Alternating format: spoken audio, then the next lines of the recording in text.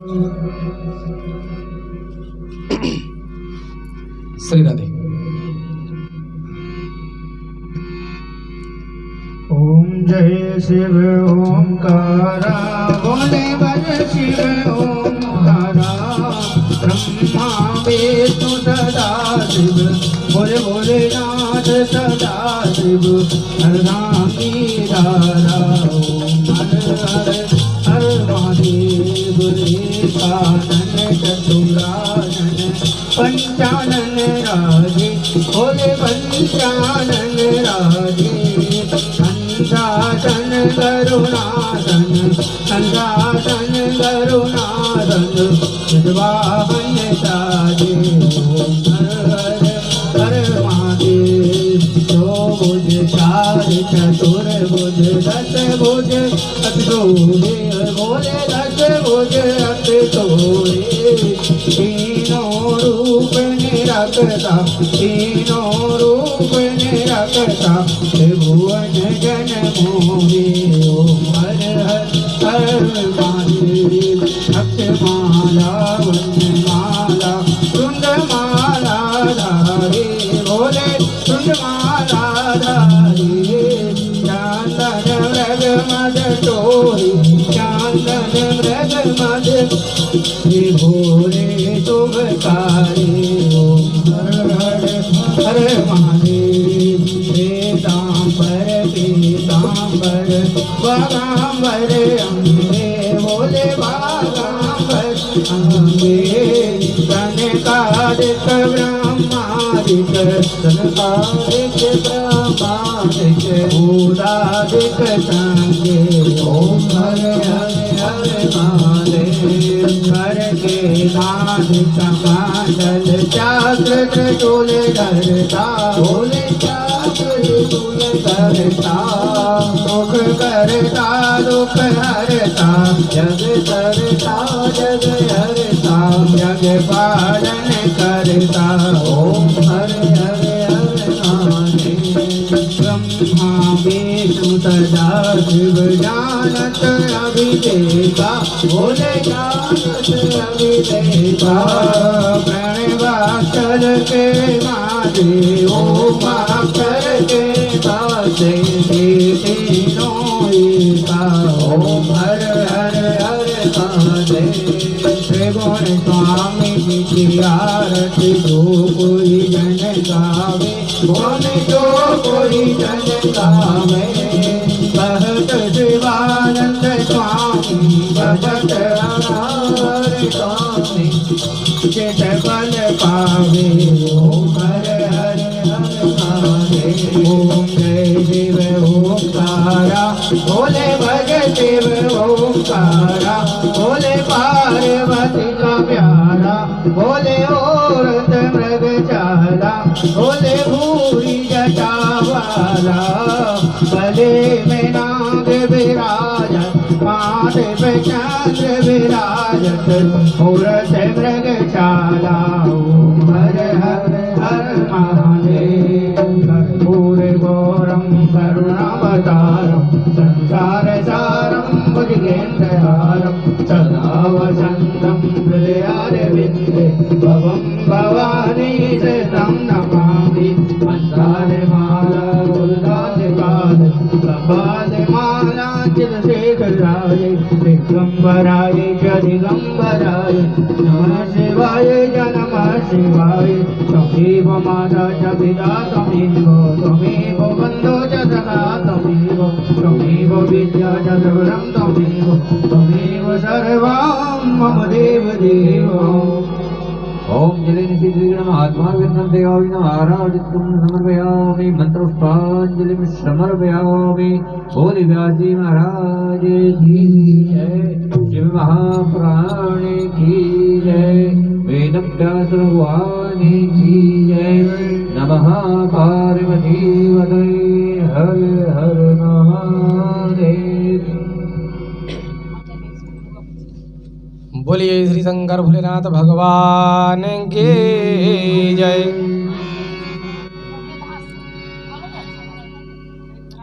श्री राधे। श्री राधे।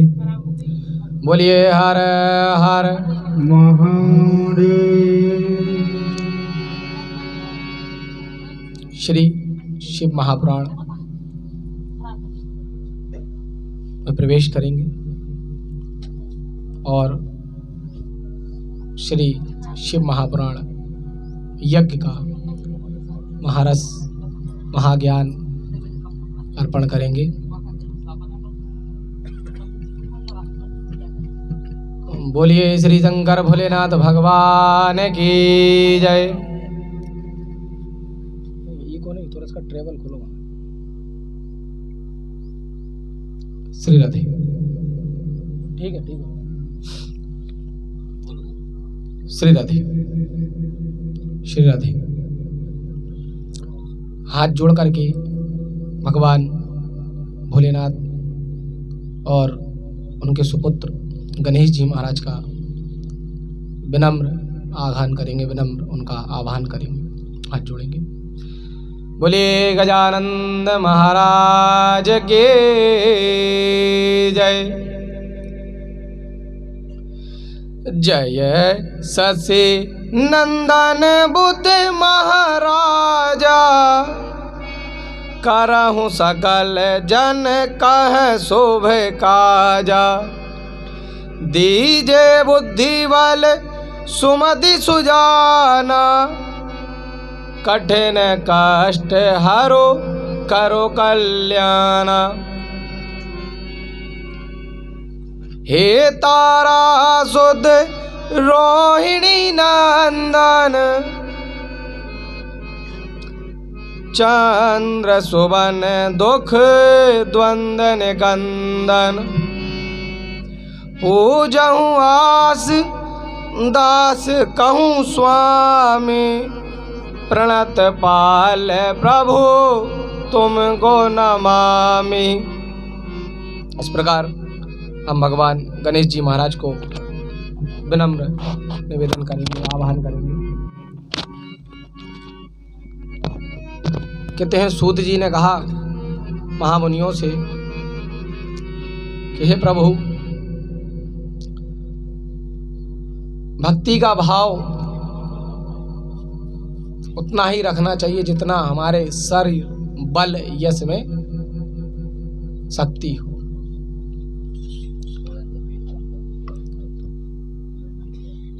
महामुनियों ने श्री सूत जी से पूछा कि हे प्रभु,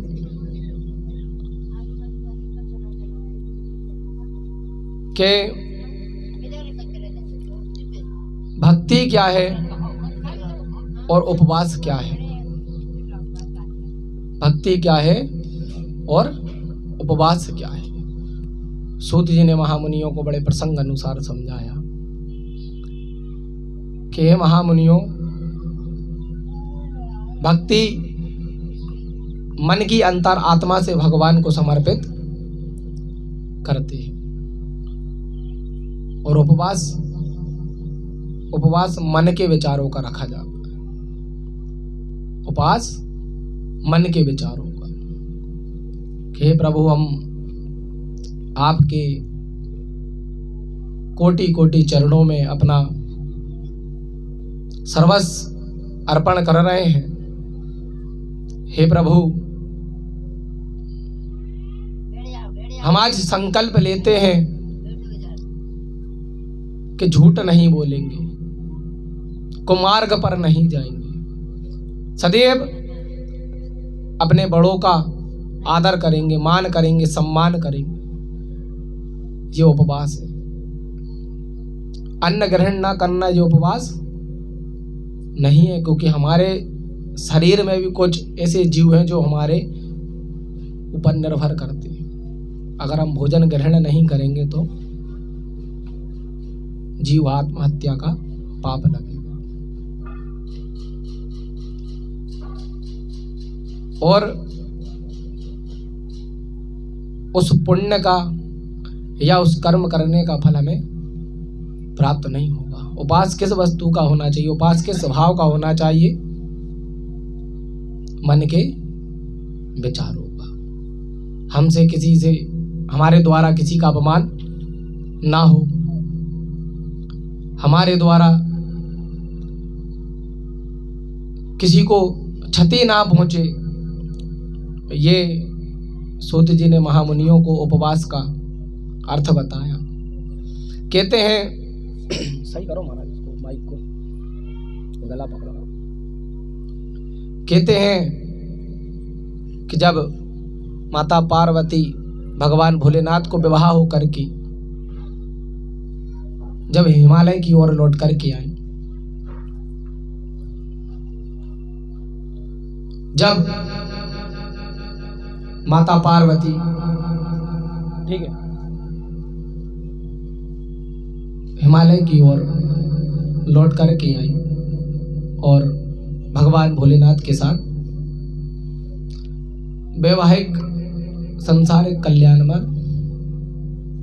वैवाहिक जीवन में व्यस्त हो गई। अब सभी देवों ने कहा कि हे प्रभु, अब इस संसार के कल्याण के लिए भगवान भोलेनाथ को एक पुत्र को जनना होगा। क्यों? क्योंकि वहां भगवान भोलेनाथ तारकासुर नाम के एक राक्षस को वरदान दे करके माता पार्वती के साथ वैवाहिक संसार में विहीन हो गए। यहाँ तारकासुर ने भगवान भोलेनाथ से जो वरदान प्राप्त किया था, उससे देवों में, संसार में उथल पुथल मचा दी। जहाँ यज्ञ हो वहां पहुंच जाए, जहाँ शुभ कार्य हो वहां पहुंच जाए। मन में विचार करे कि हाँ, आज मुझे इस शुभ काम में बाधा डालनी है। अब सारे देवों ने प्रयास किया, परंतु उसको वरदान था कि उसका वध तो भगवान भोलेनाथ के पुत्र ही कर सकते हैं। और यहाँ भगवान भोलेनाथ तो संसारिक माया में माता पार्वती के साथ विहीन है। उन्हें अभी संतान की कोई चिंता ही नहीं, उन्हें संतान की कोई चिंता नहीं। अभी वो संसारिक वैवाहिक माया में व्यस्त है। अब सारे देव जानते हैं कि यदि भगवान भोलेनाथ के तप में कोई विघ्न डालता है तो भगवान भोलेनाथ उसे भस्म ही कर देते हैं। अब किसी के अंदर इतनी शक्ति भी नहीं कि भोलेनाथ को कहें कि प्रभु संसार के कल्याण के लिए और तारकासुर नाम के राक्षस से हमारी रक्षा करने के लिए आपको एक पुत्र उत्पन्न करना पड़ेगा। सबको मनाया। ब्रह्मा जी कहते मेरे अंदर इतनी शक्ति नहीं है, क्योंकि मैं अपनी गलती से एक सिर गवा बैठा हूं। अब भगवान विष्णु ने कहा कि हम मना तो सकते हैं, परंतु पार्वती जी से सिर्फ आग्रह कर सकते हैं। पार्वती जी, भोलेनाथ से नहीं, सिर्फ पार्वती जी से आग्रह कर सकते हैं। क्यों? क्योंकि जब माता पार्वती का विवाह हो रहा था तो हिमवानी जी ने कन्यादान किया था। कन्यादान के समक्ष देखा होगा कि एक भाई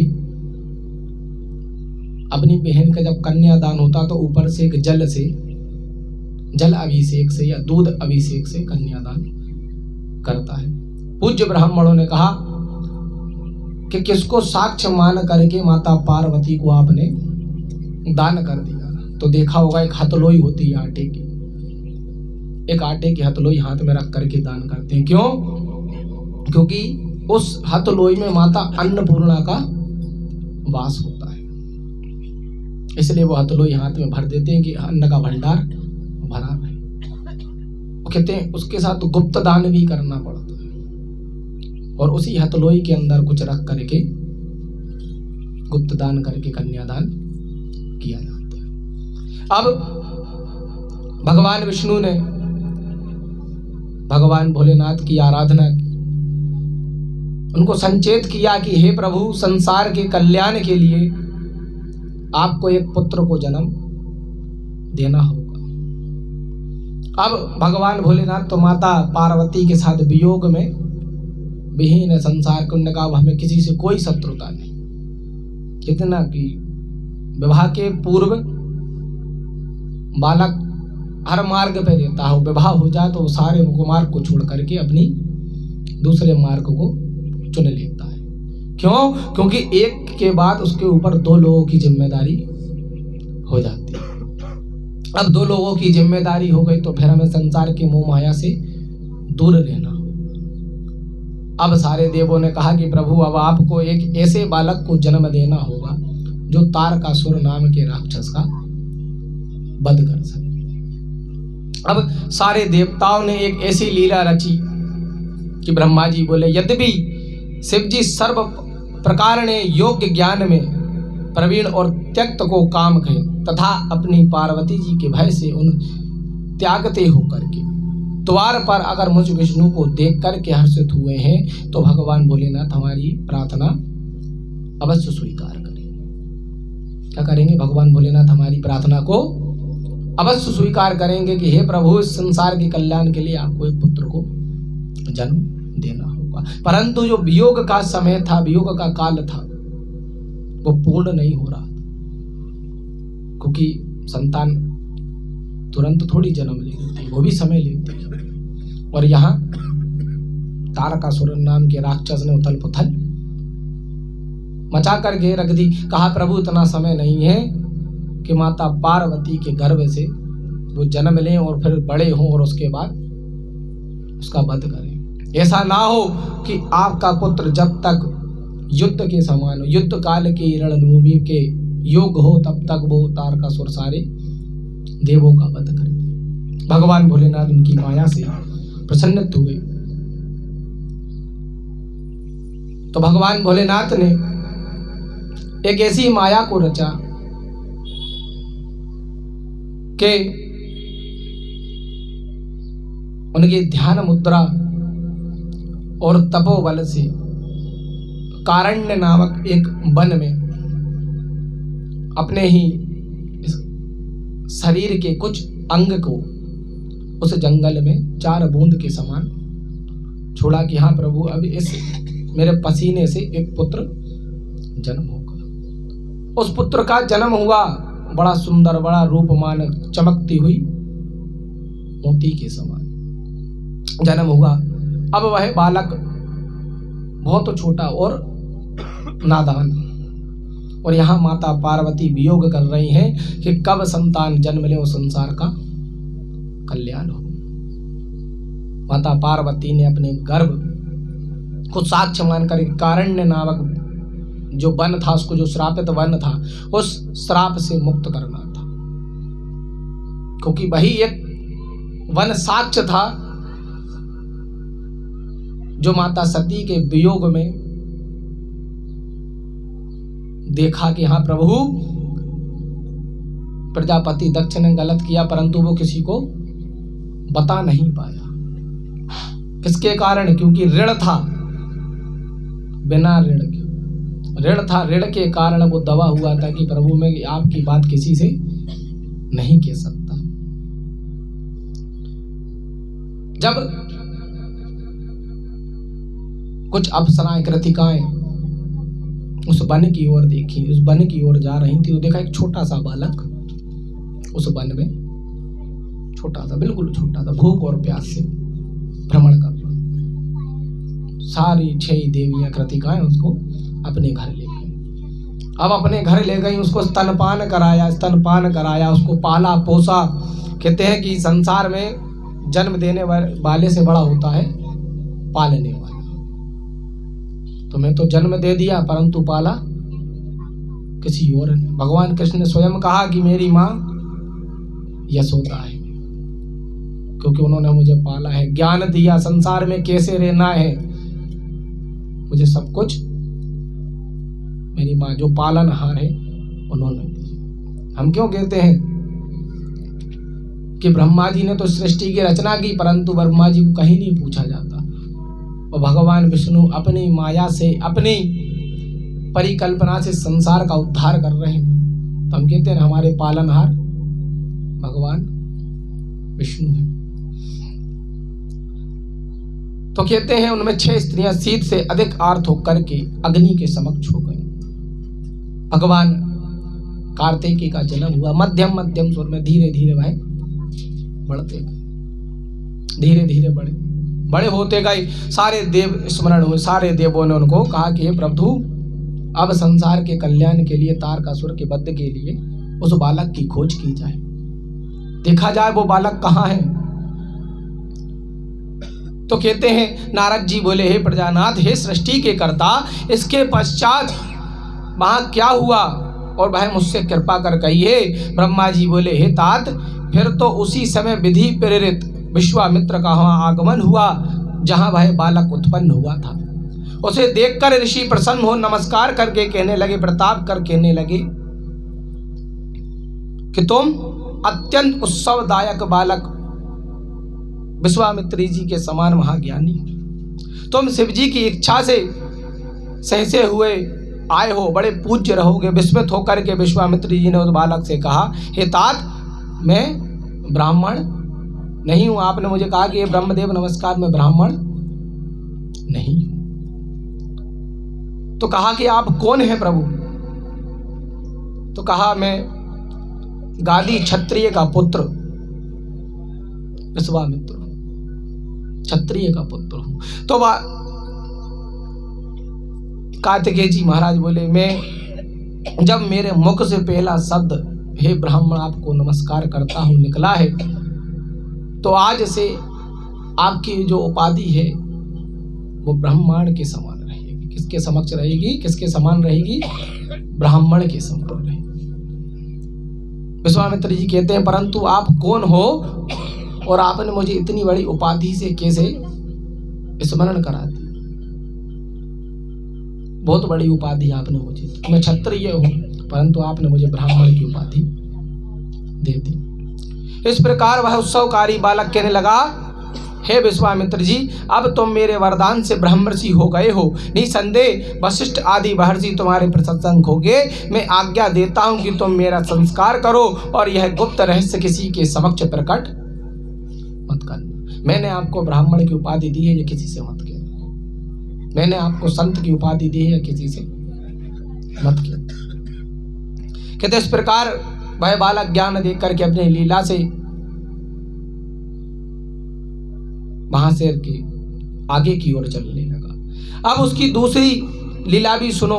उसी समय जो श्वेत नामक एक दूसरे महर्षि ने उससे दिव्य और परम बालक को आकर देखा तो कहा कि तुम बड़े सौंदर्य हो, बड़े रूपवान हो, क्या मैं तुम्हें अपनी गोद में बिठा सकता हूँ? छोटे छोटे बच्चों, जो छोटे छोटे बच्चे होते उनको सब खिलाते। तो कहने लगे, हे रूपवान बालक, हे स्वरूपवान बालक, तुम कौन हो, किसकी संतान हो और इस वन में कैसे भटक रहे हो?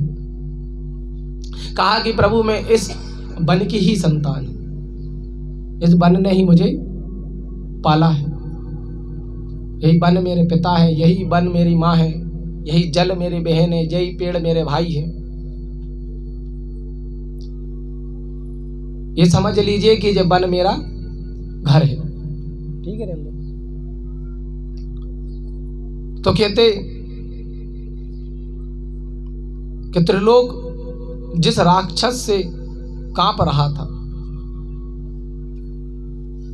उन कार्तिकेय की खोज के लिए देवों को पहुंचाया कि हे नंदी, अब मेरे बालक को ढूंढने की बारी आ गई है और संसार के कल्याण के लिए तारकासुर का वध करना है। तो नारद जी के पूछने पर ब्रह्मा जी कहने लगे इस प्रकार, जब बहुत समय व्यतीत हो गया तो पार्वती के पुत्र का पता ना लगा। तब उन्होंने एक दिन स्वामी शंभु से पूछा कि हे देव, हे महादेव, हे ईश्वर, आप मेरे पूर्व पुण्य से ही प्राप्त हुए हो, कृपया कर इतना बताइए कि आपका वीर बालक कहाँ है? तो देवताओं ने उस बालक को अपनी मोहिनी विद्या से छिपा करके रखा था कि बालक अभी छोटा है, अस्त्र वस्त्र ज्ञान विद्या से, शस्त्र विद्या से निपुण नहीं है। ऐसा ना हो तारकासुर के समक्ष लग जाए और वो अपनी जितेंद्रिय शक्ति, जिससे वो समक्ष जानता है कि हाँ ये बालक मेरे लिए कष्टकारी रहेगा। तो भगवानों ने, देवताओं ने अपनी माया से उस बालक को वन में ही छुपा दिया। पार्वती के वचन सुनकर के जगदीश्वर ने देवताओं और मुनियों को बुला करके पूछा, हे देवताओं, मेरा अमोघ वीर बालक कहाँ है और उसको कहाँ छिपाया है? शीघ्र ही बताओ। यह सुनकर के, ईश्वर के वचन सुनकर के सभा के लोग खोज संबंधी एक बात कहने लगे कि तब जैसे जैसे वीर उत्पन्न हुआ, वैसे वैसे बालक उस कृतिकाओं द्वारा पालित हुआ। वो कृतिकाएं उस बालक को लेकर के चली गई। इन कृतिकाओं ने अपनी मोह माया से उस बालक को छुपा लिया कि किसी की नज़र में नहीं आना चाहिए। देखा होगा छोटे छोटे बच्चों को काजल लगा देते, कई चंदमा बना देते, क्यों? क्योंकि इसको किसी की नज़र ना लगे। ऐसे ही उस बालक के ऊपर किसी की नज़र ना पड़े तो कृतिकाओं ने उस बालक को अपनी मोहिनी विद्या से उसी गांव में छुपा लिया। अब पूरे गांव में घूमे लेकिन किसी को प्रतीत ना। अब कहते हैं सारे देवी देवताओं ने 10 दिशाओं में सारे देवी देवताओं का आह्वान किया कि प्रभु अब पता लगा करके आओ, क्योंकि अब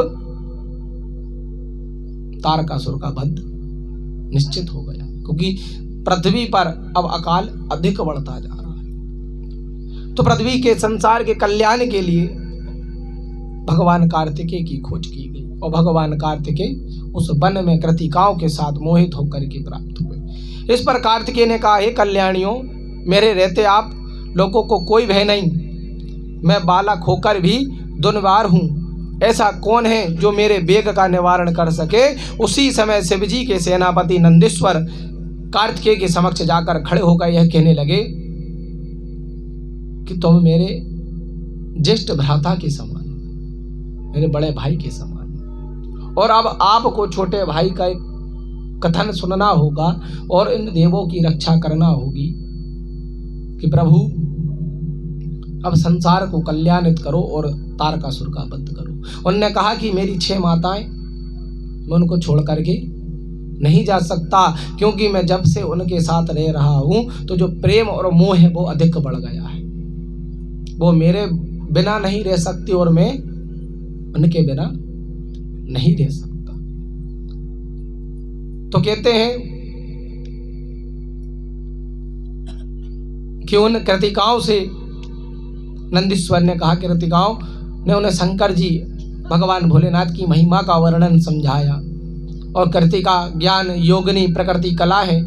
मैं इनके ही स्तनपान कर करके इनके ही सेवा सत्कर्मों से इतना बड़ा हुआ हूँ, बालक हुआ हूँ। दुर्प्रभाव मेरी ऐसी माताएं जैसी कि कृतिकाएं हैं। यदि शिवजी ने अपना पुत्र ज्ञान कर तुम्हें भेजा है तो मैं तुम्हारे साथ तो चल दूंगा, परंतु मेरी माताएं भी आपके साथ जरूर चलेंगी। बोलेंगे हर हर महादेव। इतना कहकर के कृतिकाएं शिवलोक की ओर चली गई। भगवान विश्वकर्मा जी को बुलाया गया। भगवान विश्वकर्मा जी ने 100 पहियों के एक विशालकाय वाहन को तैयार किया। उसी वाहन पर, उसी विमान पर विराजमान होकर के कृतिकाएं भगवान कार्तिकेय के साथ भगवान शिवलोक को गई। इस प्रकार कहते हैं कार्तिकेय ने हृदय से लगा करके पुत्र वियोग से शीघ्र ही वहां मूर्छित हो गए और कुम्हार उन्हें अध्यात्म ज्ञान देने लगे। तब प्रभा से दीप्तमान कुमार को महादेव जी की गोद में बिठा करके जैसे ही लेकर के गए तो भगवान भोलेनाथ ने उनको अपने गोद में बिठा लिया। वो सबसे कहा, सारे देवताओं से कहा कि अब इस बालक का अभिषेक होगा, इस बालक का रुद्राभिषेक होगा, इस बालक को सारे देवी देवता वरदान प्राप्त करेंगे। सारे देवी देवता इस बालक को वरदान देंगे ताकि यह वीर बालक तारकासुर का वध करे।